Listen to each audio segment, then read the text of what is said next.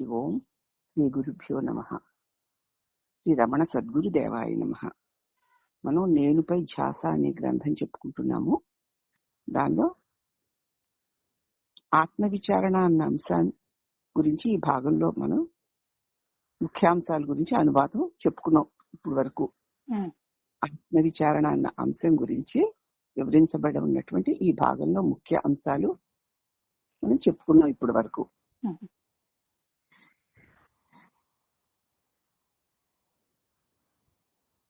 తర్వాత మనస్సు లోనికి తిరిగి దృష్టి తనపై నిలిపి, అనగా తన్ను తనకు దృశ్యము చేసుకుని ఎడతెగక తీవ్రముగా నేనెవడను అని విచారణ చెయ్యవలెను.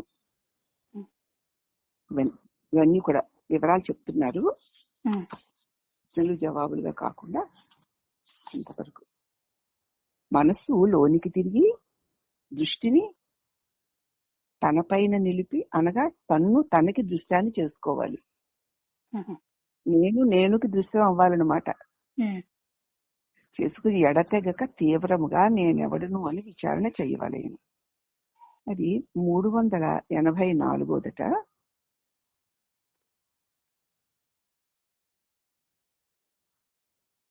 (385) ఇట్లు సూక్ష్మమగు బుద్ధితో విచారణ చేస్తే పైన చెప్పిన విధంగా దృష్టి నీలోని లోతులలోని కేంద్రానికి చొచ్చుకొని పోవుట ద్వారా అహంత పూర్తిగా నశించడం.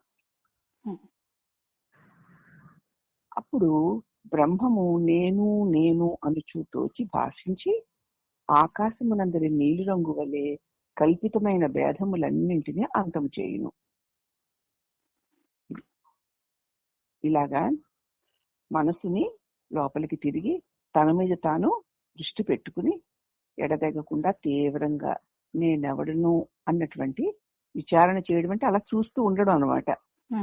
చూస్తుంటే అట్లు సూక్ష్మ బుద్ధితో చూస్తూ ఉంటే దృష్టి నీలోని లోతులలోని కేంద్రమునకు చొచ్చుకొని పోవడానికి అంతరాంతరాలలోనికి నేను అన్న తలంపు లేని స్థితి లోపలికి మనసు వెళ్ళిపోతూ ఉండడం వల్ల ఈ లేచి వచ్చిన అహంత కదా వ్యక్తి భావన అది పూర్తిగా నశించిపోతుంది. ఇక మళ్ళీ వెనక్కి తిరిగి దేహంతో కలిసి ఇంద్రియాలతో ఏ వ్యవహారము చెయ్యకుండా తనకి మూలమైనటువంటి దానిలో అది బాగా లోపలికి చొచ్చుకొని వెళ్ళిపోవడం చేత ఆ అహంత పూర్తిగా నశించిపోతుంది.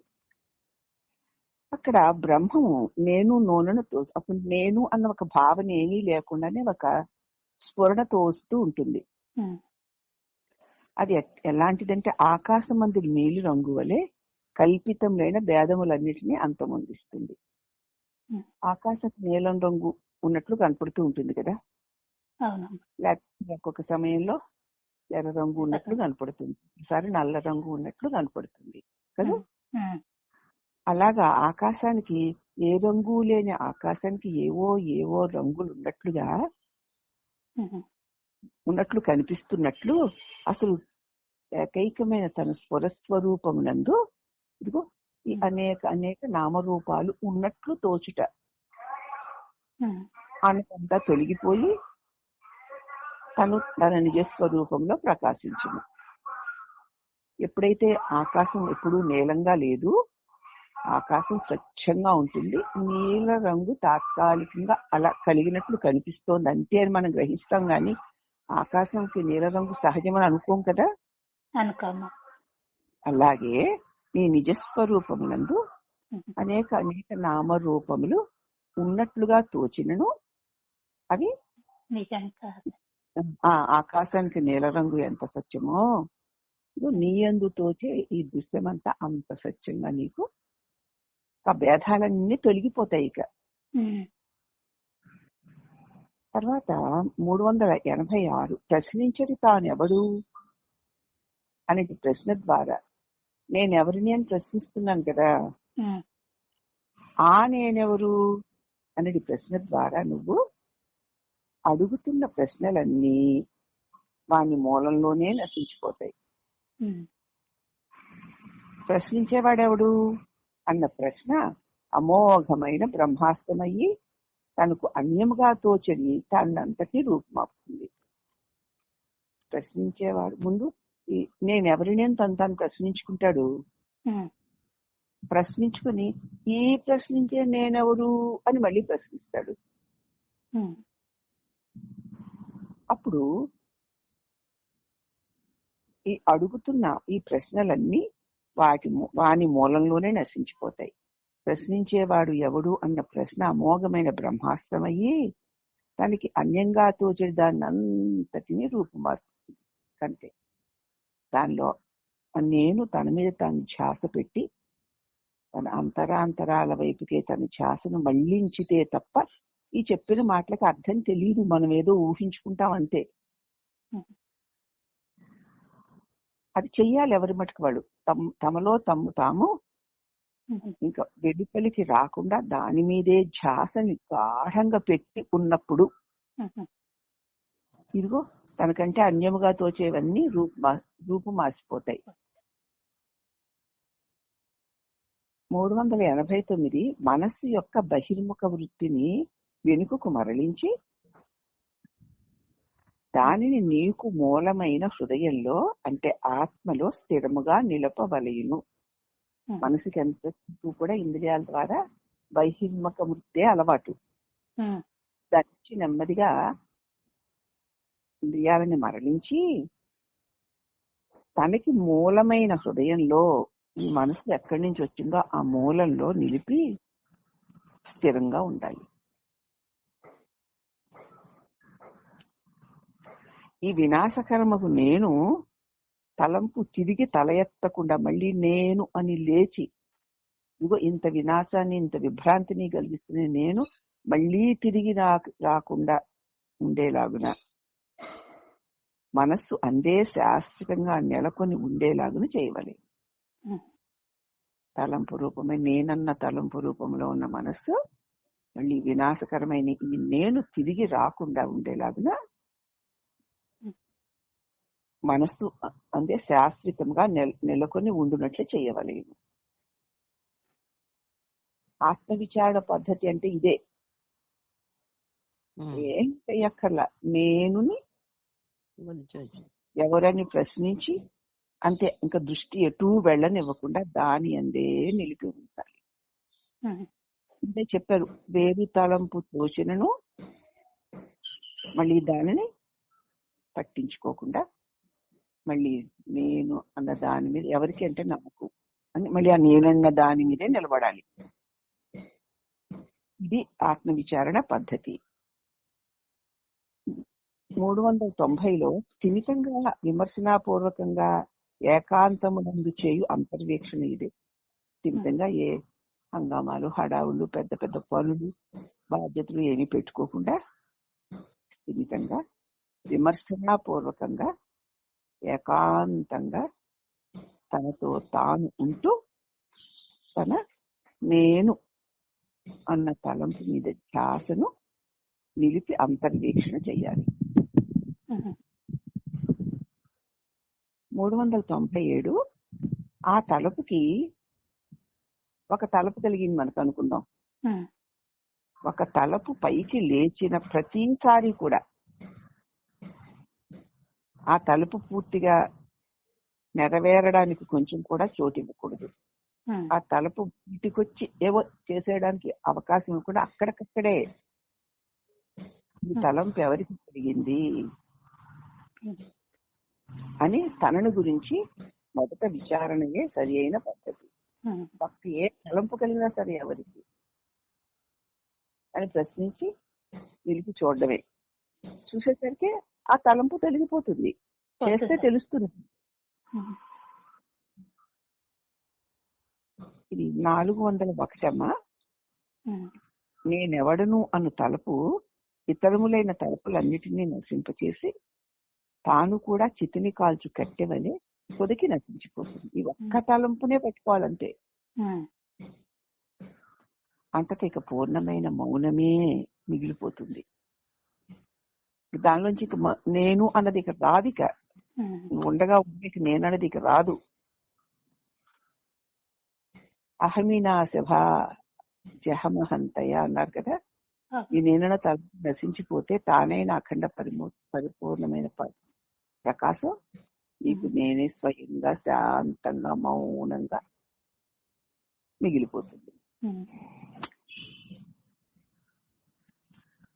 404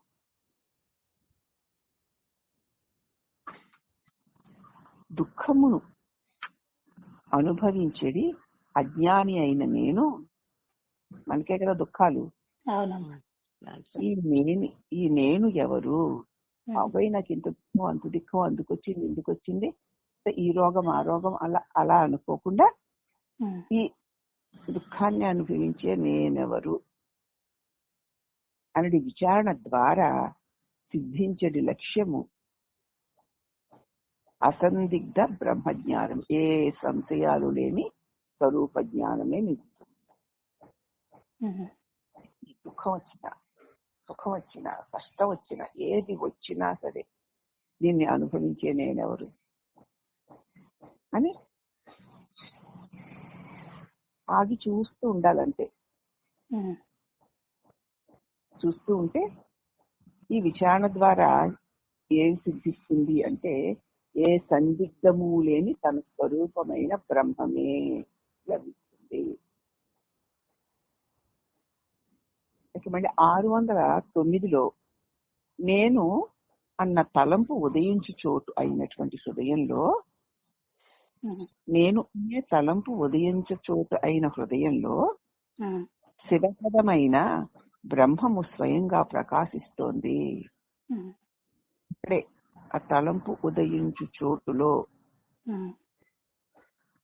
శివపదమైన ఆ బ్రహ్మము స్వయంగా ప్రకాశిస్తోంది. లోనములుగు సూక్ష్మమగు మనస్సు చేత, సూక్ష్మమగు మనస్సు అని ఎందుకంటున్నారంటే బహిర్విషయాలన్నీ వదిలిపెట్టి ఏకాగ్ర దృష్టి కలిగి ఉంది గనక. ఇటువంటి మనస్సు చేత నేను ఎవడను అను జ్ఞాన విచారము చెయ్యాలి. అలా చేయడం ద్వారా దానిని ఆ బ్రహ్మమును మనం తెలుసుకోగలుగుతాం. దానిలో ఐక్యమయ్యి అదిగా నీవు నిలిచి ఉండాలి. ఇక మళ్ళీ రాకూడదు.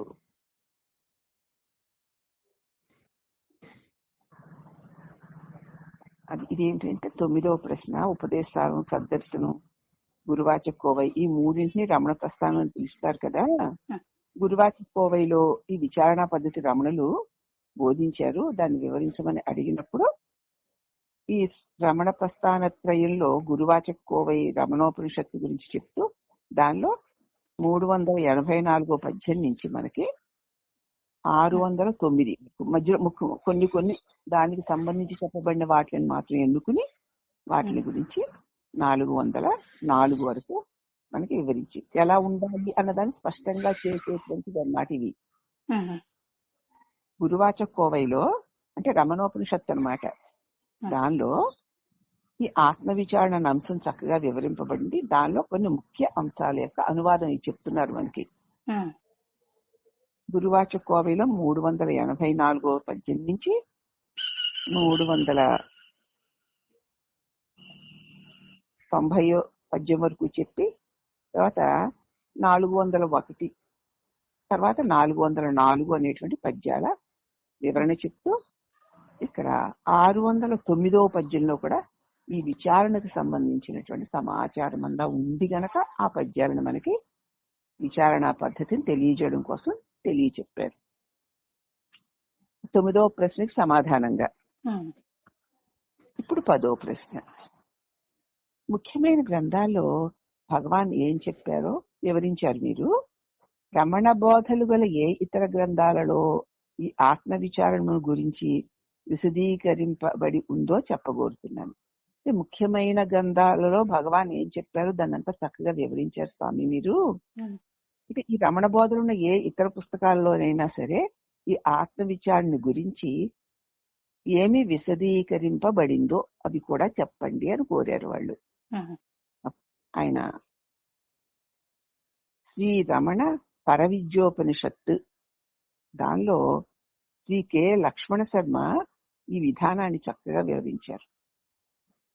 శ్రీ రమణపర విద్యోపనిషత్తు అన్న పుస్తకంలో కె లక్ష్మణ శర్మ గారు ఈ విధానాన్ని చక్కగా వివరించారు. ఆ గ్రంథంలో 475, 476, 77, 483, 496, 498 ఆ శ్లోకాల్లో చెప్పబడిన అంశాన్ని మీకు క్లుప్తంగా నేను తెలియజేస్తాను. అంటూ ఇది ఏమిటంటే, ముఖ్యమైన గ్రంథాల్లో భగవాన్ ఏం చెప్పారు, మీరు చెప్పారు, రమణ బోధనలో ఇంకా ఇతర గ్రంథాల్లో ఏముందో అది కూడా చెప్పండి అన్న అడిగిన ప్రశ్నలకి రమణపర విద్యోపనిషత్తులో ఉన్నటువంటి వాడు కొన్ని శ్లోకాల యొక్క వివరణ మనకి తెలియజేస్తున్నారు. జీవుని అసత్య అంశమైన దేహము మొదలగునవి జీవుని యొక్క అసత్యాంశాలు ఇవి. సత్యాంశం కాదు. అసత్య అంశమైన దేహము మొదలగు వాణిని అన్నింటినీ విడిచిపెట్టాలి. అసత్యాంశాలు ఏమిటి? దేహ, ఇంద్రియ, మనోబుద్ధులు. ఇవేవి కూడా జీవుని సత్యమైన స్వరూపము కాదు. వాటిని విడిచిపెట్టి పరిమిత రహితమై సత్యమైన ఆత్మ యొక్క కిరణములాగా, పరిమితము ఈ దేహమే నేనన్న పరిమితికి పోయింది, వదిలేశాడు. అప్పుడు పరిమితము లేనటువంటి సత్యమైన ఆత్మ యొక్క కిరణము వలె అత్యంత సూక్ష్మమైన అహం రూపముగు చైతన్యాన్ని మాత్రము గ్రహించి వాస్తవిక దేహభావన గాని జగద్భావన గాని లేకుండా మరి పరిమితము లేనటువంటి సత్యమైన ఆత్మ తేజము వలె, నీ నిజస్వరూపం అదే, ఆత్మ తేజము వలె అత్యంత సూక్ష్మ, అన్ని వదిలేసరికి సూక్ష్మాతి సూక్ష్మమైన దృష్టి, సూక్ష్మమై అహం రూపమగు చైతన్యమును గ్రహించి, అహంకారం వదిలేసి నేను అన్న తెలివిని గ్రహించి దానితో నేనెవడను, ఈ నేను అన్నది ఎక్కడి నుంచి వచ్చింది అని నేను యొక్క జన్మస్థానమును, ఆ ఆత్మతత్వమును వెతకాలి. వెతకాలంటే తడుముకోమని కాదు, అలా సూక్ష్మంగా చూడాలి. వెతికి ఆత్మతత్వమును అనుభవాత్మకంగా తెలుసుకొనవలను అన్న కోరిక గట్టిగా ఉండాలి. ఆ గట్టి కోరికతో లోపల ములిగి సహజమగు ఆత్మనిష్టను పొందవలే.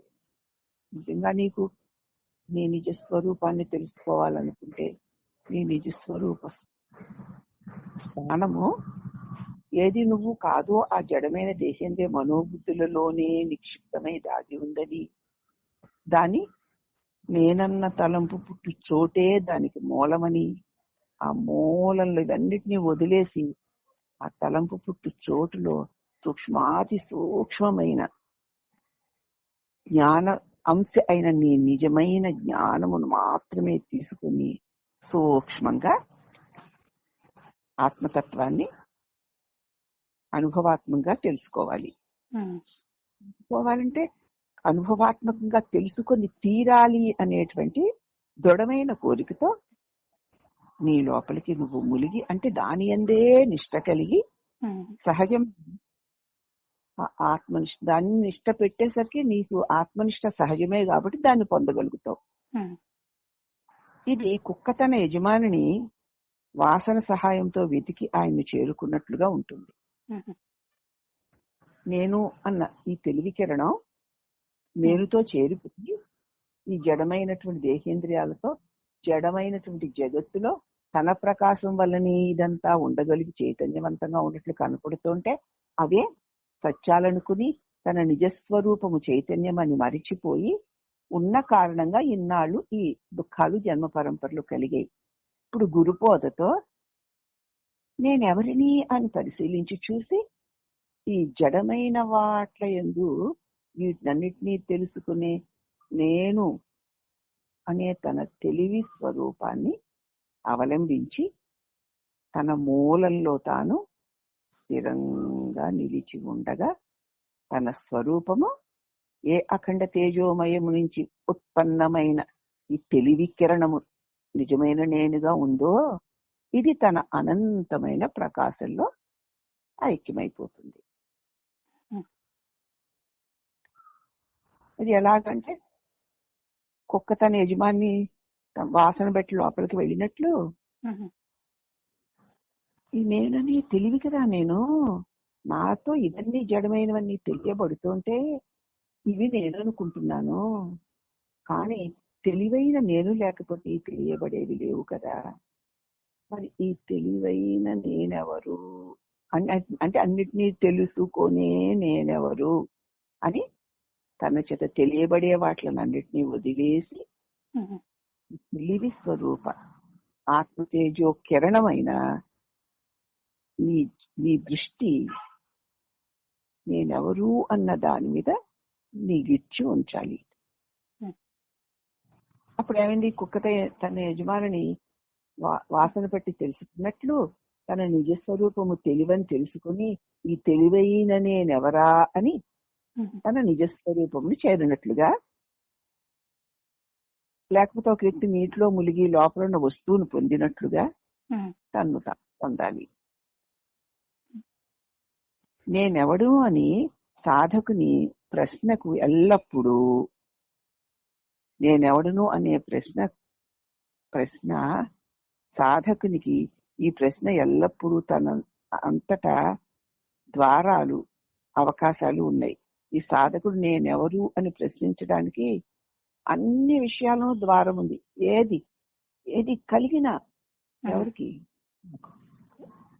అది నీకు కలిగింది ఏమిటి ఎలాంటిది అని కాదు. నేను ఒళ్ళా నేను ఇళ్ళా, నాకు కష్టమా నాకు సుఖమా, నాకు భర్త నాకు భార్య, ఇవన్నీ ఏదొచ్చినా అక్కడ ఎవరికని ప్రశ్నించుకోవడమే. అన్నింటా ద్వారాలు ఉన్నాయి ఈ ప్రశ్న వేసుకోవడానికి. ఏది వచ్చినా నేనెవరు ప్రశ్నతో ఉండడానికి అవకాశం ఉంది. అతడు ఏ ద్వారములోనైనను మనస్సును ఈ అన్వేషణ యందు మాటి మాటికి ఎక్కడ ఏది వచ్చినా సరే, దేన్ని గురించిన తలంపు వచ్చినా సరే అక్కడికక్కడే ఎవరికి నాకు నేనెవరు అని దాని అందే మాటి మాటికి నిమగ్నము కావాలి. ఈ అన్వేషణ ప్రశ్న రూపంలో ఉంది కదా. నేనెవరినన్న ప్రశ్నే కదా ఇక్కడ. హృదయమునందు మనస్సు మునుగుట ఈ ప్రశ్న చేత సంభవిస్తుంది. నేనెవరినన్న ప్రశ్న వల్లనే హృదయంలో మనస్సు ములగగలుగుతుంది. లేకపోతే నేను వాణినైపోయి లోకాలంతా తిరుగుతూ ఈ కర్మ పరంపరలో చిక్కిపోతాను. ప్రతిసారి నన్ను నేనెవరినని ప్రశ్నించుకుని నిలిచి ఉండడం చేత హృదయమునందు మనస్సు మొలగడానికి ఈ ప్రశ్నే మనకి హృదయం ముందు మొలగలుగుతాం. ఈ అన్వేషణకి మహాయోగము అని పేరు. ఈ అన్వేషణే మహాయోగము అంటున్నారు. ఇప్పుడైతే మళ్ళీ 11వ ప్రశ్న. కె లక్ష్మణ శర్మ సంగతి వచ్చింది కాబట్టి అడుగుతున్నాను. ఆయన వ్రాసిన మహాయోగం అనే గ్రంథంలో కూడా రమణయోగమైన ఈ మార్గాన్ని గురించి వివరించారు కదూ, దాని గురించి కూడా కొంచెం చెప్పండి అన్నాడు ఆ పృచ్ఛకుడు. లక్ష్మణ శర్మ గారు రాసినటువంటి శ్రీ రమణ పర విద్యోపనిషత్తు అన్నారు చూడండి, ఆయన మాట వచ్చింది గనక ఆయనే రాసిన మహాయోగం అనే గ్రంథంలో కూడా ఈ రమణ యోగాన్ని గురించి వివరణలు ఉన్నాయి గనక ఆ మార్గాన్ని గురించి మాకు వివరించండి అని అడిగాడు.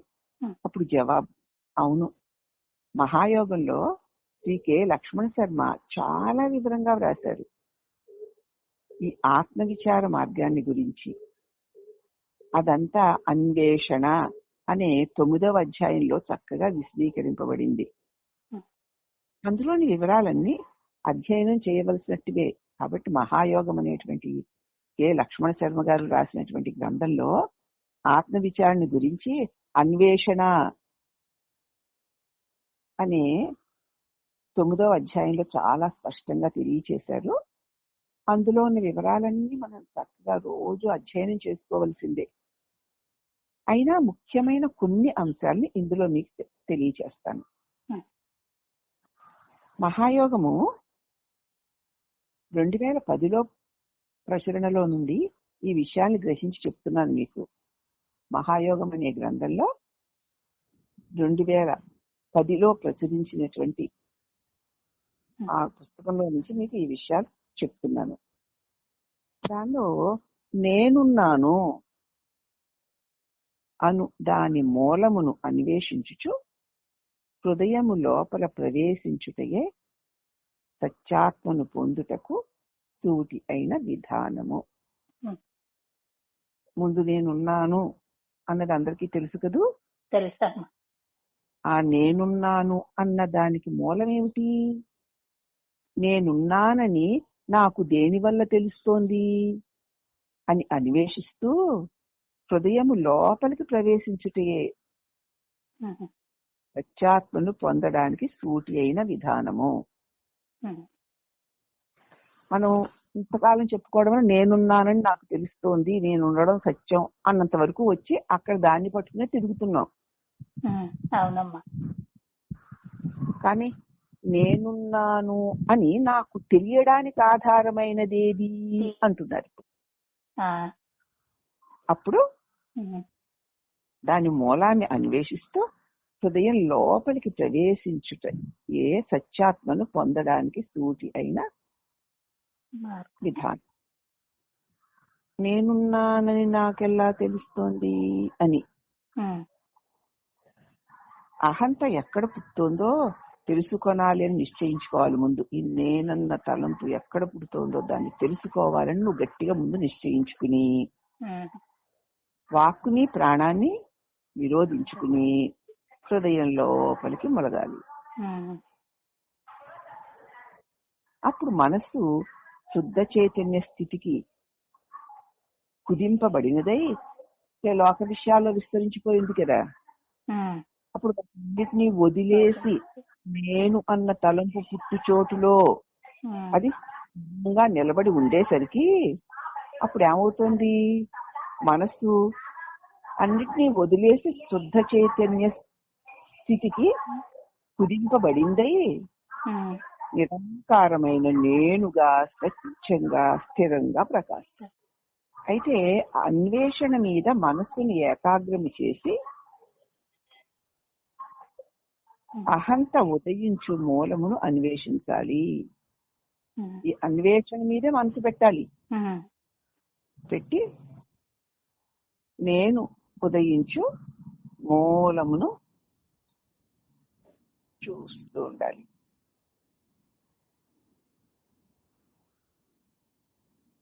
లక్ష్మణ శర్మ గారు రాసినటువంటి మహాయోగ అనేటువంటి గ్రంథంలో నుంచి కొన్ని చెప్పారు. తర్వాత మళ్ళీ 12వ ప్రశ్న వేస్తున్నారు ఆయన. చాలా ముఖ్యమైన అంశాలని శ్రీ రమణ గ్రంథాల నుండి ఎత్తి చూపించి ఎంతో సమాచారాన్ని నాకు తెలియచేశారు. ఇంకా భగవాన్ ఏం చెప్పారో తెలియచేయండి, ఇంకా వినాలనే ఉంది. ఎంతో చక్కగా చెప్పారు. దాని వివరణ కూడా ఎంతో బాగా చెప్పారు. ఇంకా రమణ గ్రంథాల్లో భగవాన్ ఏమేం చెప్పారో అది కూడా తెలియచేయండి అని అడిగారు. అప్పుడు జవాబు, విచార సంగ్రహము అనే గ్రంథంలో ఆత్మ విచారము అనే ప్రకరణంలో భగవాన్ శ్రీ రమణ మహర్షుల వారు ఇలా బోధించారు. ఏమనంటే, శవమైన దేహమును శవము చెయ్యవలను, శవము వలె ఉంచవలను. భగవాన్ అలాగే చేస్తుందా మరి? ఆయన అనుభవ స్థితిలో ఈ శరీరాన్ని శవంలాగా పడేశారు. దేహమును శవము వలనే ఉంచి వాక్కు చేతను నేను అని అనకుండా ఇప్పుడు నేను అని ప్రకాశించినది ఏదా అని సూక్ష్మంగా విచారిస్తూ పోవాలి. నోటితో నేనని అనకుండా ఇప్పుడు నేను అని అంటున్నది ఏది అని సూటిగా విచారిస్తూ పోగా హృదయమునందు నేను నేను అని ఏ శబ్దము లేకుండానే తనంతట తానుగా ఒక విధమైన స్ఫురణ తోచును. అక్కడ ఏ శబ్దము ఉండదు. నేను నోటితో అండం లేదు, మనసుతో అనుకోవడానికి ఆ మనసు కూడా నేనెవరా అని ప్రశ్న వేసి ఆగిపోయింది. అప్పుడు ఏ శబ్దము లేకుండానే తనంత తానే ఒక విధమైన స్ఫురణ తోచును. మళ్ళీ ఆ స్ఫురణని మీరేం ఊహించుకోకండి, స్వయంగా అనుభవించుకోవడానికి ప్రయత్నం చేయాలి. ఇప్పుడు స్ఫురణ వస్తోంది అనుకోకండి, అలా అనుకుని చూడకూడదు. అనుకునేవాడు రాకూడదు అక్కడికి. దానిని విడువక ఊరకుండా అలాగే ఉండాలి, ఆ స్ఫురణని వదలకూడదు. అప్పుడు అది దేహమే నేను అన్న అహంకార రూప జీవబోధన నశింప అలా ఉంటూ ఉండగా అహంకారమే నేను అన్న జీవభావనను అంతా పూర్తిగా నశింపచేసి కర్పూరమును పట్టిన నిప్పులాగా తాను కూడా శాంతి చెందు. మోక్షం అంటే ఇదే. అరుణాచల పంచరత్నాల్లో నేను అనడి భావము ఎచ్చటి నుండి వచ్చుచున్నదో తెలుసుకొనుటకు మనస్సు లోపలికి ప్రవేశించి శుద్ధమైన మనస్సు చేత వెతికితే అహమితి కుత ఆయాతి తన్విష్యాంత ప్రవిష్ట్యాత్యమలదియ అవగమ్యంసం రూపం శ్యామ్యత్యరుణాచల నదీవాబ్దౌ అని ఉంది అరుణాచల పంచరత్నాల్లో. ఏంటన్నమాట, నేను అనడి భావము, నేను చెప్తున్నప్పుడు మీరు అంతర్ముఖమై వినండి అమ్మా. నేను అనడి భావము ఎచ్చటి నుండి వచ్చుచున్నదో అది తెలుసుకోవడానికి మనస్సు లోపలికి ప్రవేశించి శుద్ధమైన మనస్సు చేత చూస్తూ ఉంటే తద్వారా స్వస్వరూప ప్రాప్తి లభించి సాధకుడు సముద్రములో కలిసిపోయిన నదిలాగా ఆత్మయందే అణిగిపోవుచున్నాడు అని భగవాను అరుణాచల పంచరత్నాల్లో బోధించారు. ఇంకా అరుణాచల అష్టకంలో చూచువాడు ఎవడా అని లోన మునిగి చూడుము అన్నారు. అన్నిటినీ చూచేవాడెవడా అని లోపల ములిగి అలా చూస్తూ ఉండు. అప్పుడు 13వ ప్రశ్న, మీరు ఎక్కువ గ్రంథాలే ఉదహరించారు. ఇదంతా ఆత్మవిచార పద్ధతిని గురించి సిద్ధాంత భాగం కదా. విచారణకు పూనుకుని సాధన చేస్తున్న వారికి ఆచరణాత్మకమైన సూచనలు భగవాన్ ఎన్నో ఇచ్చారు కదా, వాటిని గురించి చెప్పవలసిందిగా కోరుచున్నాను. అనేక గ్రంథాల్లో ఉదహరించారు, ఆత్మవిచారణ గురించి చక్కగా చెప్పారు. ఈ విచారణకు పూనుకొని సాధన చేస్తున్న వారికి ఏ ఆచరణలు చెయ్యాలి అని కూడా భగవాన్ చెప్పారు కదా, ఆ సూచనలు అవి కూడా చెప్పండి. అప్పుడు జవాబుగా ఆయన ఇవన్నీ శ్రీ రమణ మహర్షితో భాషణములు, అనుదినము రమణులతో శ్రీ రమణాశ్రమ లేఖలు తదితర గ్రంథాల్లో విస్తృతంగా లభిస్తాయి. ఆత్మవిచారణ చేయడానికి పూనుకున్న సాధకుడికి ఏవేవి ఆచరించాలో ఆ సూచనలన్నీ కూడా మనకి రమణ భాషణంలోనూ, అనుదినము రమణులతో అన్న గ్రంథము, రమణాశ్రమ లేఖల్లోనూ మనకి చక్కగా లభిస్తాయి. ముఖ్యంగా సాధు ఓం రాసింది ది పార్ట్ ఆఫ్ రమణ అన్న ప్రథమ భాగంలో నేనెవడు అనే ఆత్మ విచారణలో అనుసరించవలసిన విధానము, సాధనలో ఎదురయ్యే చిక్కులు, సాధకులకు కలిగే సందేహాలు, ఇతర యోగముల కంటే శ్రీ రమణ మార్గములో ఉన్న వైశిష్ట్యము మొదలైన సర్వాంశాలు కూలంకషంగా చర్చింపబడ్డాయి సాధు ఓం గారు రాసినటువంటి గ్రంథాల్లో. చక్కగా వివరింపబడ్డాయి కూడా. ఆ గ్రంథాన్ని చదివితే రమణ మార్గం అనునాయులైనటువంటి సాధకులకి సాధన ఎంతో తేలిగ్గా ఉంటుంది. వీటితో పాటుగా శ్రీ రమణాశ్రమ వారు ప్రచురించిన త్రైమాసిక పత్రిక అయిన మౌంటైన్ పాత్ లో 6 దశాబ్దాలకు పైగా వస్తున్న వివిధ వ్యాసాలలో, సంపాదకీయాల్లో నేనెవడను అన్న విచారణ గురించి ఎన్నో సూక్ష్మమైన అంశాలు చెప్పబడ్డాయి, వివరింపబడుతున్నాయి ఇప్పటికీ. గత ఏడాదిలో అనగా జూలై, సెప్టెంబరు అంటే 2010 మరియు అక్టోబర్, డిసెంబరు 2010 పత్రికల్లో 2 వ్యాసాలు వచ్చాయి. Understanding self enquiry. ఈ వ్యాసాల్లో శ్రీ రమణులు బోధించిన ఆత్మవిచారణ పద్ధతిని గురించి విశేష అంశాలు చాలా సూక్ష్మంగా చర్చింపబడ్డాయి, వివరంగా విశదీకరింపబడ్డాయి కూడా. తీవ్ర సాధకులకి అవి కరదీపికలై ఉంటాయి, కావాలంటే ఆ పుస్తకాలు చదువుకోండి. అప్పుడు మళ్ళీ 14వ ప్రశ్న వేస్తున్నారు. నేనెవడను అన్న ఆత్మవిచారణను గురించి భగవాన్ బోధించిన దేమిటో మీరు క్లుప్తంగా సూత్రప్రాయంగా చెప్పండి. సరే, ఈ గ్రంథాలన్నీ చెప్పారులేండి, ఆ గ్రంథాల్లో కూడా ఉన్నాయి. కానీ ఇప్పుడు మేము మిమ్మల్ని ప్రశ్నిస్తున్నాం గనక ఈ నేనెవడు అన్న ఆత్మవిచారణ మార్గంలో భగవాన్ బోధించింది ఏంటో క్లుప్తంగా సూత్రప్రాయంగా తెలియచేయండి అని అడిగాడు.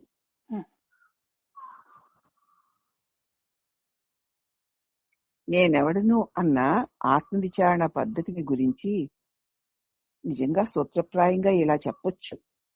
ఏమిటంటే, 1, ముముక్షువైన వాడు, ముక్తిని కోరేవాడు బహిర్విషయాల నుంచి తన దృష్టిని వెనక్కి మరలించాలి.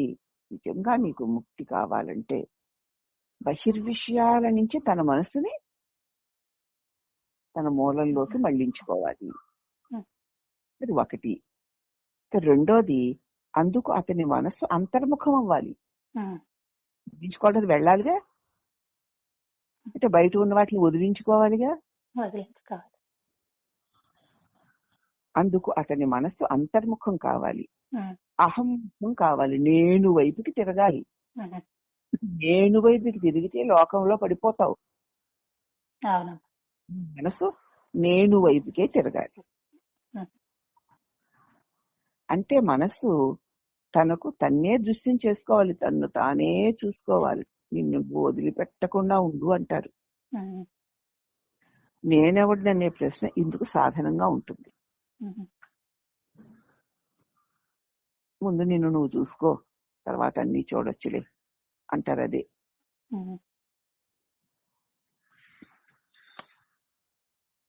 అంటే మనసు తనకి తానే దృశ్యం చేసుకోవాలి, తను తానే చూసుకోవాలి. నేనెవరు అని. దానికి నేనెవడన్న ప్రశ్న చక్కటి సాధనంగా ఉపయోగపడుతుంది.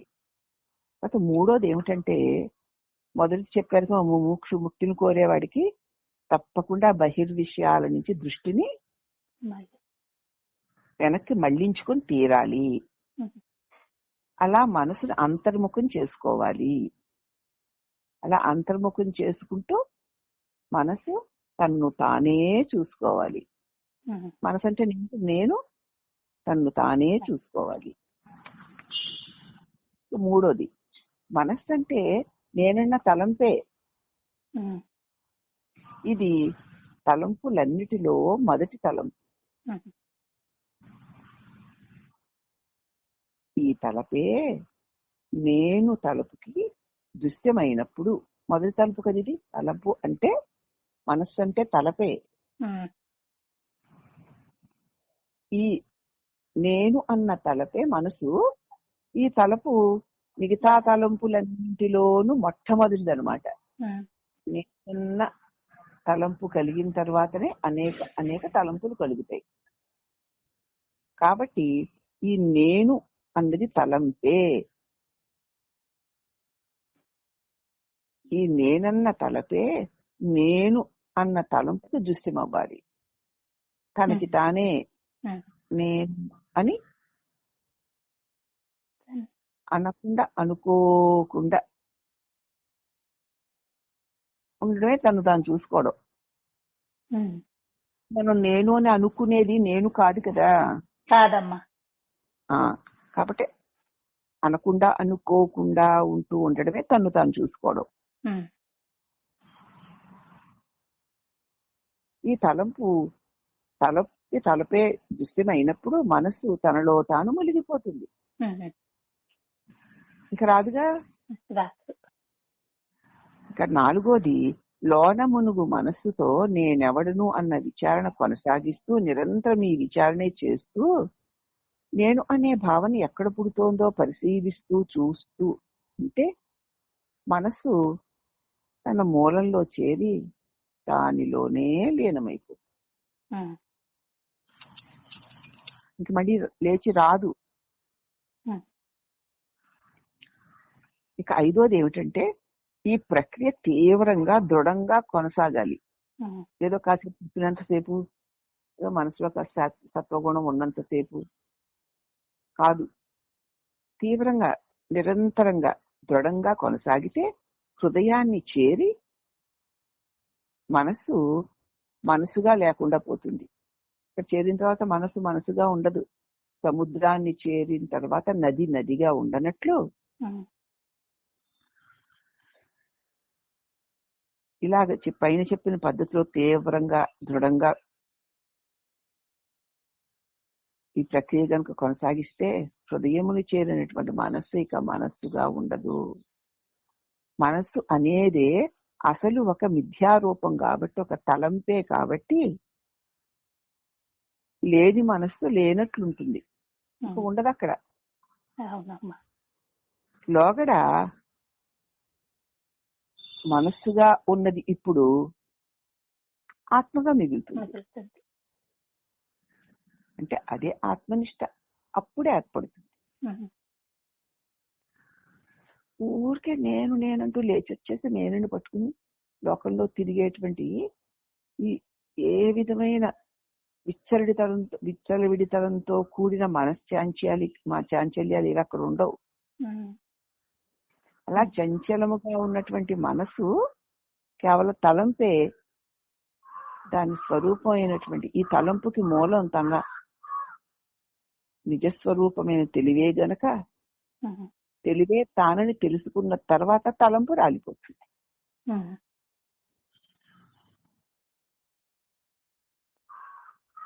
ఆరోది ఏంటంటే ఆత్మనిష్టే ఆత్మ సాక్షాత్కారం, ఆత్మనిష్టే స్వరూప స్థితి. అంతే కదా. నీలో నీవు స్థిరంగా నిలిచి ఉండు. ఇదే చేయవలసిన సాధన. ఇదే సదా ఆచరిస్తూ ఉండాలి. ఇదే ఆత్మనిష్ట, ఇదే ఆత్మ సాక్షాత్కారం. ఇది తప్ప ఇంకా ఏది చేసినా అది మళ్ళీ అహంకారానికి సంబంధించిన విషయమే అయిపోతుంది. అప్పుడు మళ్ళీ 15వ ప్రశ్న వేస్తున్నారు. బాగా చెప్పారు, కానీ దీన్ని 3 ముక్కల్లో చెప్పొచ్చు కదా, మీరు 3 ముక్కల్లో చెప్పగలరా అని అడిగాడు అతను. అప్పుడు ఆయన 3 ముక్కలు కాదు గాని 4 వాక్య అంశాల్లో చెప్తాను విను. 1, బాహ్య విషయాల నుంచి వైదొలిగి నేనెవడను అనే ప్రశ్నతో తన్ను తాను వెతుకుట ద్వారా. అంతే. 2, లోపల మునిగిన మనస్సు వల్ల. 4, హృదయమును చేరుట. అప్పుడు ఆత్మనిష్ట సిద్ధిస్తుంది. అంతే.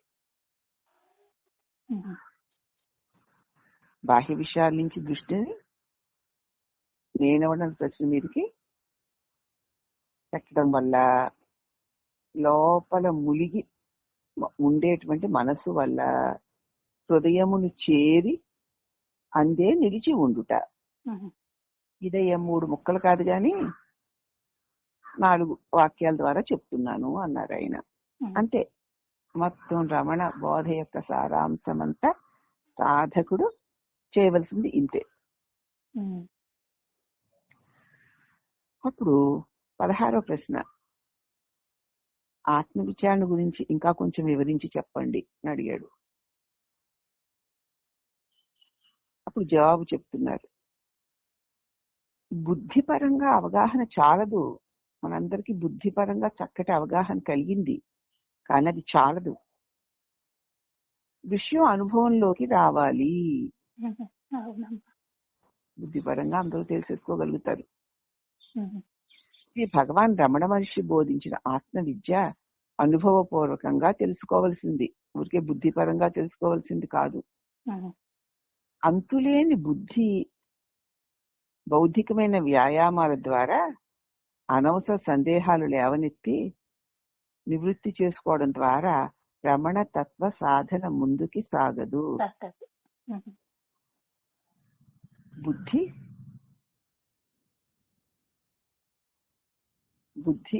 బుద్ధితో ఇప్పుడు మనకి అయిన అవగాహన చాలదు.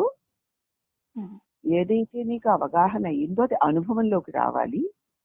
ఈ రమణ మహర్షి బోధించినటువంటి ఆత్మవిద్య అనుభవపూర్వకంగా తెలుసుకోవాల్సిందే తప్ప బుద్ధిపరంగా తెలుసుకుంటే ఏమి ప్రయోజనం లేదు.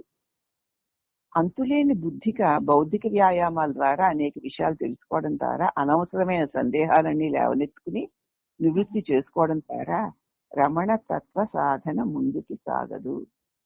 ఇదెందుకు, అదెందుకు, అదెలాగా సోహం అనేటువంటి పుస్తకంలో మరి నిసర్గదత్ మహారాజు గారిని అనేక స్వభావాలు కలిగిన వాళ్ళు అనేక ప్రశ్నలు వేస్తున్నారు చూడు.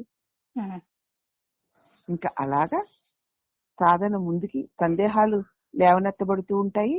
వాటిని నివృత్తి చేసుకోవడం ద్వారా ఈ సాధన ముందుకి సాగదు, నివృత్తి చేసుకోవడమే సరిపోతూ ఉంటుంది. ఈత నేర్చుకోవాలంటే నీటిలోకి దూకి మునిగి నీళ్లు తాగి ఊపిరాడక పైకి లేచి మరలా మునిగి మళ్ళీ లేచి ఇలాగ నేర్చుకోవాల్సిందే. కానీ ఈత ఎలా కొట్టాలి, ఈత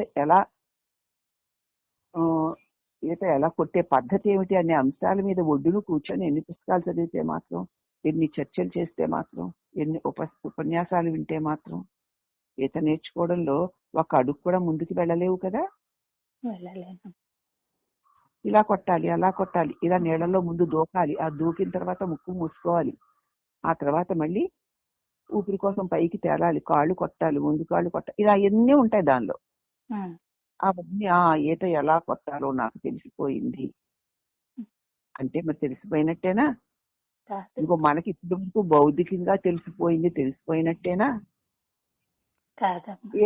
ఈత రావాలంటే నీటిలో దూకాలి, అనేక సార్లు ములగాలి, నీళ్లు తాగాలి, ఉక్కిరి బిక్కిరి అవ్వాలి, పైకి లేవాలి, మళ్ళీ ములగాలి. అప్పుడు ఆ అనుభవాల వల్ల స్వయంగా నీకు ఈత కొట్టడం చేతవుతుంది. కాబట్టి ఈత నేర్చుకోవడంలో ఒక్క అడుగు కూడా ముందుకు ఎలాగ వెళ్ళవో అలాగే అందుచేత శ్రీ భగవాన్ రమణులు బోధించిన ఆత్మవిచార మార్గాన్ని గురించి విన్న సాధకుడు అంటే మనలాంటి వాళ్ళు ఏమాత్రము ఇక చర్చల జోలికి వెళ్ళకూడదు, ఏ విషయాల్లోకి వెళ్ళకూడదు, ఏ సందేహాలకి తావు ఇవ్వకూడదు, ఏకాంతంగా స్థిమితంగా సాధనలో మునిగిపోవాలి. గ్రంథాలన్నింటినీ పక్కన పెట్టేయాలి. అక్కర్లేని బరువును వాడలో నుండి సముద్రంలోకి తోసేసినట్లుగా వాడ మునిగిపోతుంది బరువు ఎక్కువైపోయి.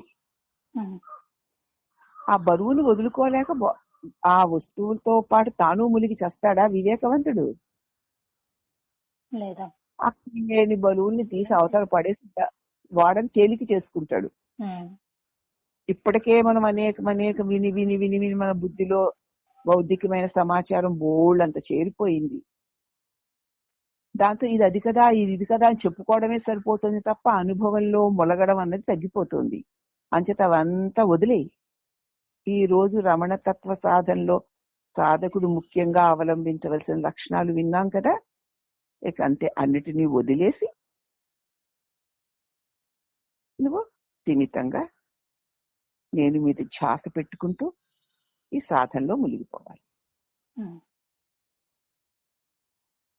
అప్పుడు మళ్ళీ ప్రశ్న, అంటే మీ ఉద్దేశం భగవాన్ రమణ బోధ ఏమిటో తెలుసుకోవడానికి పుస్తకాలు చదివి అంతటితో అంతా తెలిసిపోయిందని అనుకోకూడదనే కదా స్వామి చెప్తున్నారు? అవును. ఒక ఉదాహరణ చెప్తాను. ఒక గొర్రెల కాపరి వద్దకి వాడు మేపే గొర్రెల్లో ఒక గొర్రె వచ్చి నోరు తెరిచి చూపించి ఒక గొర్రె కాపరి దగ్గరికి వాడు మేపే గొర్రెల్లో గొర్రె వచ్చి నోరు తెరిచి చూపించి, చూసావా నేను ఎంత గడ్డి తిన్నానో ఈ రోజంతా అని చెప్పింది. నువ్వు ఎంత గడ్డి తిన్నావో రేపు ఉదయం నీవు ఇచ్చే పాలను బట్టి తెలుసుకుంటాను, కానీ నీ నోట్లో ఉన్న గడ్డిని బట్టి కాదు అన్నాడు ఆ గొర్రెల కాపరి. నువ్వు బాగా నిజంగా ఎక్కువ గడ్డి తింటే రేపు పొద్దున ఎక్కువ పాలిస్తావు. నోరు తెరిచి చూపిస్తే మాత్రం ప్రయోజనం ఏముంది? ఎంత తిన్నావో ఎలా తెలుస్తుంది? కాబట్టి నీ నోటిని చూసి కాదు, నువ్వు తిన్న గడ్డిని, నీవిచ్చే పాలను బట్టి నేను చూస్తాను అన్నాడు.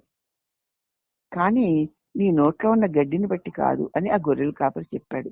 అలాగే రమణ గ్రంథాలు ఎన్నో చదివి అవన్నీ మెదడుకి బాగా పట్టించుకుని వాళ్ళని గురించి మాట్లాడుకుంటూ గ్రంథాలు రాస్తూ సందేహాలు తీరుస్తూ ఉన్నంత మాత్రాన తెలిసిపోయింది అని అర్థం కాదు.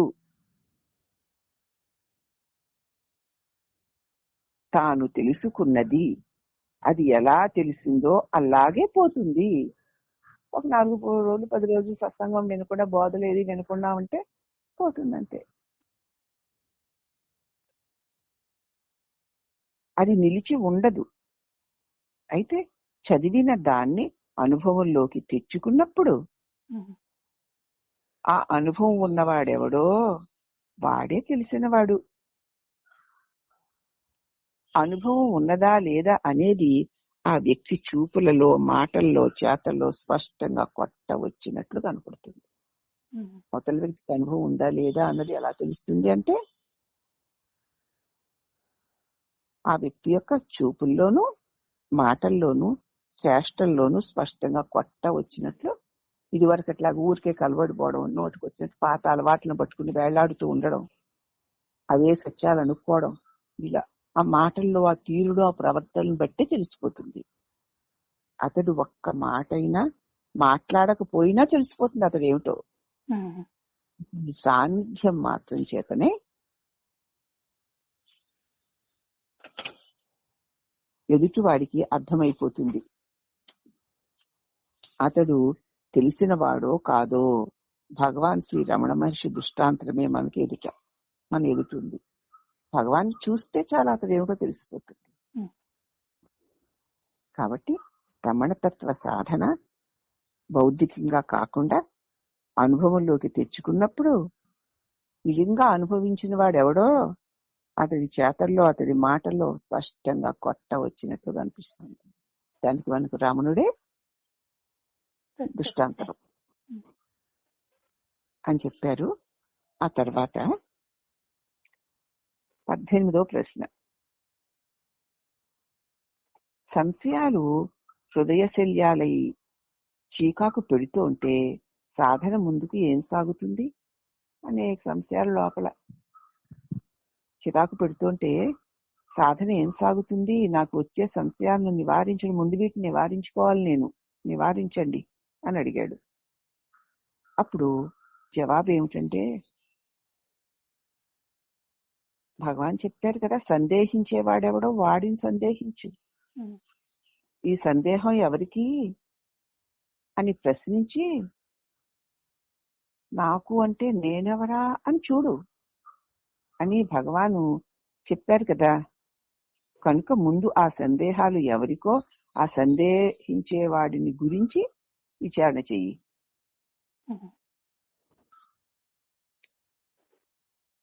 మాకేమీ సందేహాలు లేవమ్మా, మాకన్నీ వివరంగా చెప్పేశారు అని అనొచ్చు. సరే, నేను చెప్పేవారు చెప్పను చెప్పారు, వినేవారు వినను విన్నారు. లాభం ఏమిటి? మరి సందేహములు లేని స్థితి స్వస్వరూప స్థితిలో కుదురుకున్నామా? పోని కుదురుకున్నా కుదురుకోకపోయినా అలా కుదురుకోవడానికి భగవాన్ చెప్పినట్లుగా మనం చేస్తున్నామా అని ఎవరి మటుకు వాళ్ళు చూసుకోవాలి. 19వ ప్రశ్న. మీరు ముందరికాలకు బంధం వేసేస్తే నేనేం చెప్పను, కానీ దయచేసి నా సందేహాలు మీరు తీర్చాల్సిందే అన్నాడు. భగవాన్ సందేహించేవాడిని సందేహించని చెప్పారుగా. సందేహం వచ్చేసరికి ఎవరికి? నాకు సందేహాలు తీర్చుకోవడానికి ప్రయత్నం చేయకుండా అని ప్రశ్నించుకుని నాకు అని సమాధానం వస్తే నేనెవరా అని ఆగి చూడు. అప్పుడు సందేహాలతో పాటు సందేహించేవాడు కూడా పోతాడు. అది చేయడం మానేసి సందేహించేవాడిని అలాగే ఉంచుకుని వాడి సందేహాలు ఎన్ని తీర్చినా మళ్ళీ ఊరుతూనే ఉంటాయి సందేహాలు అన్నారు. అంటే ఆ ప్రశ్న వేసి ఆయన అంటున్నారు, మీరు ముందరి కాళ్ళకు బంధం వేసేస్తున్నారు, నేనేమి చెప్పలేను, కానీ దయచేసి నా సందేహాలని మీరు తీర్చండి. సరే అయితే అడుగు, చెప్తాను. ఆయన అడుగుతున్నాడు 20వ ప్రశ్న. మొట్టమొదట బాహ్య విషయాల నుంచి దృష్టిని వైదొలగాలి అని కదా చెప్పారు. సాధకుడు మొట్టమొదట బాహ్య విషయాల నుంచి దృష్టిని విడిచిపెట్టాలని కదా చెప్పారు. అసలు బాహ్య విషయాలంటే ఏంటో చెప్పండి అని అడిగాడు. అప్పుడు జవాబు, సర్వ విషయాలు బాహ్య విషయాలే. వాని జాబితా చెప్పవలసిన అవసరమే లేదు. ఏది తెలియబడుతున్నా బాహ్యమే. అవునమ్మా. వాటి జాబితాలు చెప్పక్కర్లేదు.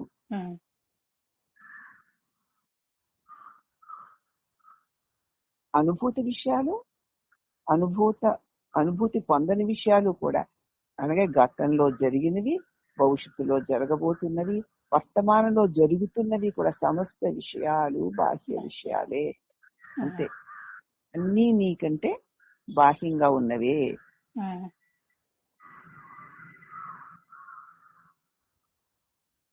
శారీరక, మానసిక, బౌద్ధిక వ్యాపారాలన్నీ బాహ్యమైనవే.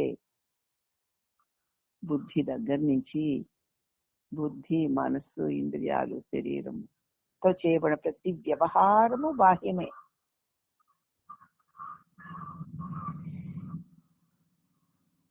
అంటే శరీరము, భార్య, బిడ్డలు, గృహము, ఆరోగ్యము, శరీర అవసరాలు, వృత్తి ధర్మాలు, పదవి, కీర్తి, ధనము, పుణ్యము, శాస్త్రజ్ఞానము, ఇలాగ అనేకములైన బాహ్య అభ్యంతరాలైన ఆధ్యాత్మిక సాధనలు కూడా అన్ని కూడా బాహ్య విషయాలే.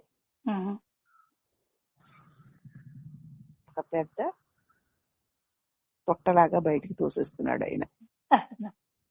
దీనిలో ఏది పుణ్యం గొప్పది కాదా అని అంటే బాహ్య విషయమేగా, నీకంటే అన్యమైందేగా. శాస్త్రం, నీ వృత్తి, నీ ధర్మాలు, నీ పదవి, నీ కీర్తి, అవన్నీ కూడా నీకంటే బాహ్యమైనవే. నీ భార్య, నీ బిడ్డలు, నీ గృహము, నీ ఆరోగ్యము, నీ శరీర అవసరాలు అన్ని బాహ్య విషయాలే. నువ్వు చేస్తున్న ఆధ్యాత్మిక సాధనలు కూడా బాహ్యమైన విషయాలే. అంటే నీ దృష్టి అవస్థాత్రయము మీద, శరీరత్రయము మీద, పంచకోశాల మీద, షట్చక్రాల మీద, సృష్టి సిద్ధాంతాల మీద, మత విశ్వాసాల మీద, ఆచార వ్యవహారాల మీద, దేశం యొక్క సమస్యల మీద, సామాజిక కర్తవ్యాల మీద, ఇలాగ దేని మీద ఉండకూడదు. ఎంత గొప్పవైనా సరే అన్ని బాహ్యమే కదమ్మా. కాబట్టి బాహ్య విషయాల నుంచి దృష్టిని వైదొలగడం అంటే ఇది. ఇక దేని మీద, నీ మీద తప్ప నీకు దేని మీద పెట్టిన అవన్నీ బాహ్య విషయాలే.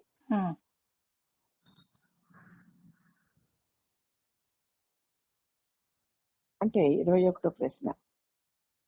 కంటికి కనిపించేవి, చెవులకి వినిపించేవి, ముక్కుకు వాసన వచ్చేవి, జిహ్వకి రుచిని పుట్టించేవి, చర్మానికి తాకిడివి, ఇలాగ జ్ఞానేంద్రియాలకు గోచరించే సమస్త విషయాలు బాహ్యమైన కావచ్చండి. పంచ జ్ఞానేంద్రియ విషయాలకి కదా శబ్ద స్పర్శ రూపరసగంధాలు బాహ్య విషయాలు కావచ్చునండి. కాళ్ళు, చేతులు, వాక్కు ఇత్యాది కర్మేంద్రియాల ద్వారా చేసే సర్వకర్మలు బాహ్యమైనవి అవ్వచ్చు. పంచ కర్మేంద్రియాల ద్వారా చేసేవి కూడా బాహ్య కర్మలే అవ్వచ్చు. కానీ మనసుకి గోచరించేవి, బుద్ధికి గోచరించేవి కూడా బాహ్యాలు ఎలా అవుతాయి? దీనికంటే లోపల ఉన్నాయి కదా అంటున్నాడు ఆయన. మనసుకి గోచరించేవి, బుద్ధికి గోచరించేవి కూడా బాహ్యాలు ఎలా అవుతాయి? అవన్నీ అంతరము లోపలివి కదా. మనసుతో చేసే జపధ్యానాదులు, శ్వాసతో చేసే ప్రాణాయామాది యోగ సాధనలు, ఇవి అంతరంగ సాధనలుగా కదా చెప్పబడతాయి. దీనిని కూడా మీరు బాహ్యమైన విషయాలతో చేర్చి చెప్పేస్తున్నారేమిటి? శాస్త్ర పఠనము, వేదాంత విచారణ అనగా శ్రవణ మననాదులు కూడా అవి కూడా బాహ్య విషయాలైనా వాటి నుంచి కూడా దృష్టి వైదొలగాల అని అడిగాడు. దేని నుంచి దృష్టి వైదొలగాలో ఆయన ఏం చెప్పారో ఈయన ఏం అడిగాడో బాగా సూక్ష్మంగా విన్నారా? విన్నామమ్మా. అప్పుడు జవాబు, మనోవ్యాపారాలు కూడా బాహ్యమైనవే.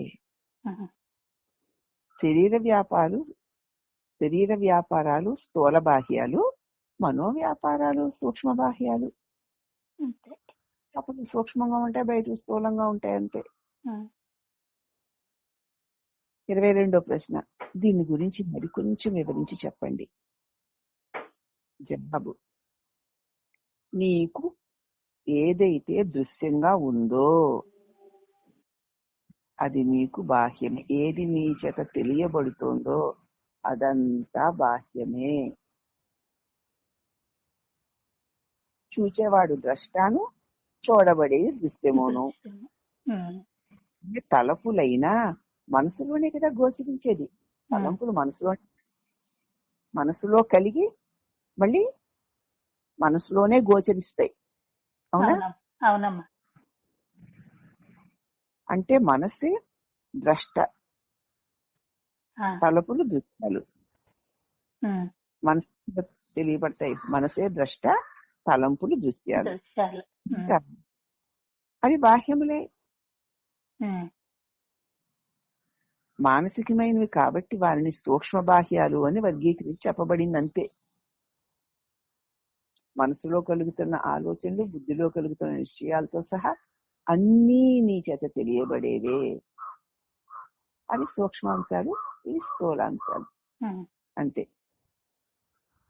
అప్పుడు 23వ ప్రశ్న, అంటే భగవంతుడిని స్మరిస్తే కూడా అది బాహ్య విషయం అవుతుందా ఏమి అంటే మరి జవాబు చెప్తున్నారు. భగవంతుడు అనేది ఒక తలంపే కదా. మరి తలంపైన ప్రతిదీ బాహ్యమే కదా. బాహ్యమే. భగవంతుడు కూడా బాహ్యమేనా? భగవంతుడు అనేది కూడా ఒక తలంపు అవడం చేత తలంపులన్నీ బాహ్యములే. ప్రశ్న 24ది, జపము, ధ్యానము ఇవి కూడా బాహ్య విషయాలే అయితే ఇక మిగిలి ఏముంది? అంతరము అని చెప్పడానికి మిగిలి ఏమన్నా ఉందా ఏమిటి? ఏమీ లేదే. జపము, ధ్యానము ఇవి కూడా బాహ్య విషయాలే అంటున్నారు. ఇక ఏముంది అక్కడ? అంతరము లోపల అని చెప్పడానికి ఏది మిగిలి లేదు కదా.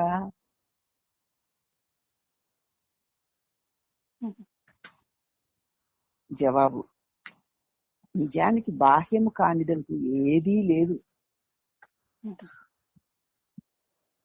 నీకంటే ప్రతీదీ బాహ్యమైందే. బాహ్యము కానిదంటూ ఏదీ లేదు. అది లోపల అంతఃకరణలోనా వెలుపలనా అన్నది కాదు ఇక్కడ ప్రశ్న.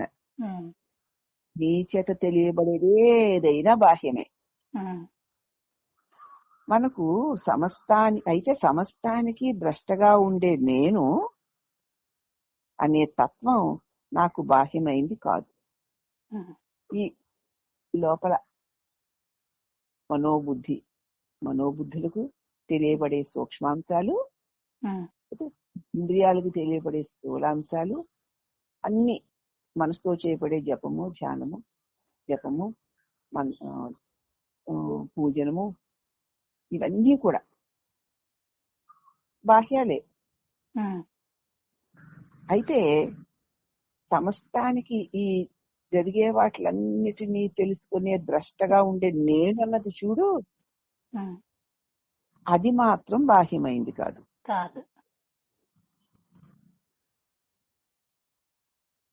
నేను నాకు అనన్యం. నేను నాకంటే వేరు కాదు, నేను నాకంటే భిన్నం కాదు. కనుక నేను అనగా నేను అను తలంపు అనగా మనస్సు అనగా ద్రష్టకు బాహ్యము కాదు, చూచేవాడు. బాగా ఇక్కడ సూక్ష్మంగా వినాలమ్మా. నిజానికి బాహ్యం కాదంటూ ఏదీ లేదు. అయితే సమస్తానికి ద్రష్టగా ఉంటున్న నేను అనే తత్వము నాకు బాహ్యం కాదు, నేను నాకు అనన్యమే. కనుక నేను అంటే నేను అనే తలపు కదది, అనగా మనస్సు అన్నమాట, అనగా ద్రష్ట అన్నమాట. ద్రష్టకు బాహ్యం ఎలా అవుతాడు?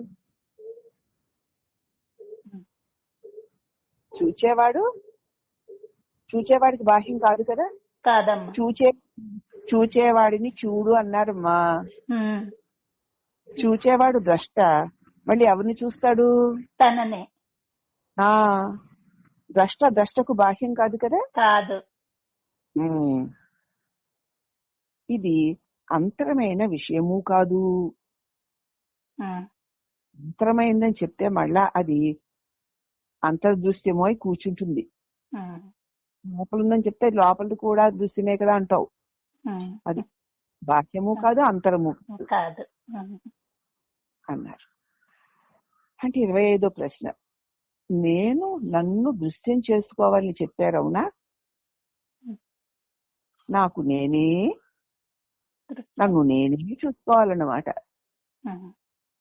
అప్పుడు నేను అనే మాట కూడా ఒక తలంపే కదా.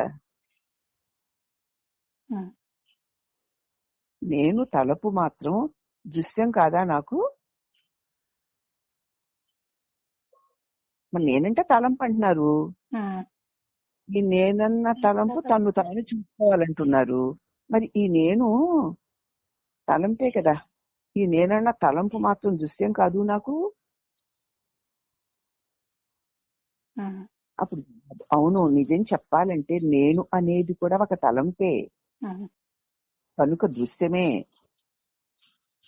అంటే నేను అని చెబుతున్నప్పుడు దృశ్యమైన ఆ నేను తలపు కంటే ద్రష్ట అయిన నేను వేరు అని తెలుస్తుంది. నేను అన్నది నిజంగా తలంపే కనుక తలంపు అయిన దృశ్యమైన నేను దృశ్యమైన నేను అని చెబుతున్నప్పుడు దృశ్యమైన ఆ నేను అనే తలంపు కంటే ఆ నేను అన్న తలంపుకు ద్రష్ట అయినటువంటి నేను వేరు అని తెలుస్తుంది. అంటే మనసు కూడా నాకు విషయం అయిపోయింది అన్నమాట. వెళ్ళే వరకు ఆ నేను నీకు ఉపయోగపడుతుంది మిగతా వాటిలన్నింటినీ వదలడానికి. ఆ తర్వాత ఆ నేనెవరా అని చూస్తే ఎవరిని చూస్తుంది? తను తానే చూసుకోగా అప్పుడు ఆ చూసుకుంటున్నప్పుడు చూసుకునేవాడును మళ్ళీ చూడబడేది తను తాను, అంటే తన తలపుని తాను చూస్తోంది అనమాట. వెనక్కి వెళ్ళిపోయింది, తన తలంపుని తాను చూస్తోంది. తలంపు రూప నేనుని స్వరూప నేను చూస్తోంది. అప్పుడు తెలుస్తుంది నీకు ఈ నేను తలపు కంటే ద్రష్ట అయిన నేను వేరు అని తెలుస్తోంది కదా. అంటే మనస్సు కూడా నాకు విషయం అయిపోయింది, జ్ఞేయమైపోయింది. జ్ఞేయమైన తర్వాత జ్ఞాత కాజాలదు. ఇంకేమిటి తెలుసుకునేవాడు ఎవడుంటాడు? తానే అయిపోయింది. విషయమైనట్టుది విషయి కాజాలదు. అందుచేత నేను తలపు అనే విషయం, నేను తలంపు కదా, ఈ తలంపు అనే విషయం నిజమైన నేను కాదు. ఇప్పుడు మన తలంపుమైన నిజమైన నేను కాదు, అది అసలు నేను కాదు, అది మిథ్యా నేను. మిథ్యా నేనును బాహ్య విషయంగా ఆ నేనును వదిలేయాలి. వదిలిపెడితే అసలైన నేనుగా నిలిచి ఉండడం. దానికోసమే అన్నింటికంటే అత్యంత సన్నిహితమైన నాకు అనన్యంగా తోస్తూ ఉండే నేనన్న తలంపు అనగా మనస్సు నాకు బాహ్యమైన విషయం కాదని, ఒకవేళ బాహ్యమే అని చెప్పవలసి వస్తే స్థూల బాహ్యము కాక సూక్ష్మ బాహ్యము కాక కారణ బాహ్యము అని చెప్పాలి. ఆ నేను కారణమనే కదా. కనుక బాహ్యమైన సర్వ విషయాల నుండి మనస్సు వైతొలిగి వదిలేసి అన్నింటికంటే మొట్టమొదటి తలంపుగా ఉన్న కారణమైన, అది కూడా బాహ్యమైన నేనే, తలపే గనక బాహ్యతత్వం అయిన నేనన్న తలంపు పైన అంటే మనస్సు పైన అంటే తాను తన మీద దృష్టిని నిలపాలని చెప్పే ఉద్దేశంతో బాహ్యమైన సర్వ విషయముల నుంచి దృష్టిని వైదొలగాలి అని చెప్పారు. బాహ్యమైన సర్వ విషయాల నుంచి దృష్టి వైతొలగితే తలంపు రూప నేను మాత్రమే నిలిచి ఉంటే ఆ నిలిచి ఉన్నది దేనికి తెలుస్తోందో అదే ఇది అని నీకు తెలుస్తుంది. ఎలాగంటే అద్దమునందు తోచు ప్రతిబింబము వలె. ప్రతిబింబం నాకు నా ప్రతిబింబము నేను వేరు కాదు అని తెలుసుకున్న తర్వాత ఈ ప్రతిబింబ భ్రాంతి పోతుంది. తలంపు రూప భ్రాంతి పోయి తలంపు లేని స్వస్వరూప బింబం తానుగా నిలిచిపోతుంది. ఇది దీని అర్థం అమ్మ. ఇప్పుడు చాలా సూక్ష్మంగా మరి వినాలి, గ్రహించాలి, అర్థం చేసుకోవాలి. అందరూ సూక్ష్మ దృష్టి లేకుండా ఏదో వినేసి నాకు తెలిసిపోయింది అనుకునే వాళ్ళకి మరి వాళ్ళ సంస్కారాన్ని బట్టి ఏమైనా అర్థం అవుతుందేమో గాని, లేకపోతే సాధన చెయ్యని వాళ్ళకి కష్టం. అవునమ్మా.